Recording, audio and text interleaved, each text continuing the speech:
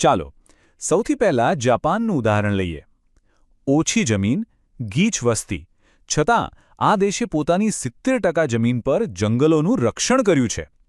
આ એ વાતનો ઉત્તમ પુરાવો છે કે જો મજબૂત ઈચ્છાશક્તિ હોય તો વિકાસ અને પર્યાવરણ બંનેને સાથે આંકી શકાય છે.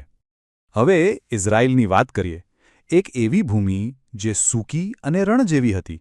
ત્યાંના લોકોએ એક અકલ્પનીય સંકલ્પ કર્યો અને દર વર્ષે કરોડો વૃક્ષો વાવવાનું શરૂ કર્યું.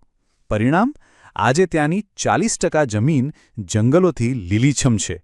આ બતાવે છે કે સામૂહિક પ્રયત્નથી રણને પણ નંદનવનમાં ફેરવી શકાય છે. ચીને તો જાણે કે એક ચમત્કાર જ કરી બતાવ્યો છે.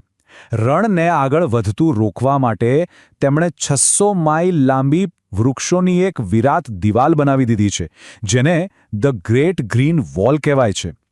આ માનવ નિર્મિત જંગલ માત્ર રણને જ નથી રોકતું, પણ ત્યાંની આબોહવાને પણ સુધારી રહ્યું છે. પરિવર્તન લાવવા માટે હંમેશા સરકાર કે મોટા સંગઠનોની જરૂર નથી હોતી. ઓસ્ટ્રેલિયાના ડેમ્સ ફાલેસ નામના એક સામાન્ય માણસે એકલા હાથે રણની સૂકી ધરતી પર 6000 વૃક્ષો વાવ્યા અને ત્યાંની આબોહવા જ બદલી નાખી. આ એ વાતનો પુરાવો છે કે એક વ્યક્તિનો સંકલ્પ પણ ચમત્કાર કરી શકે છે. અને આવા પ્રેરણાના ઉદાહરણો તો આપણા દેશમાં પણ છે. ગાંધીજીના શિષ્ય મણિભાઈ દેસાઈએ પૂણા પાસે આવેલા ઉરુલી કાંચનના ઉજ્જડ ડુંગરોને ફરીથી લીલાછમ બનાવવાનો સંકલ્પ લીધો. આજે એ જગ્યા એક ગાઢ અને સુંદર જંગલ છે, જે તેમના ગુરુને આપેલી સાચી શ્રદ્ધાંજલિ સમાન છે.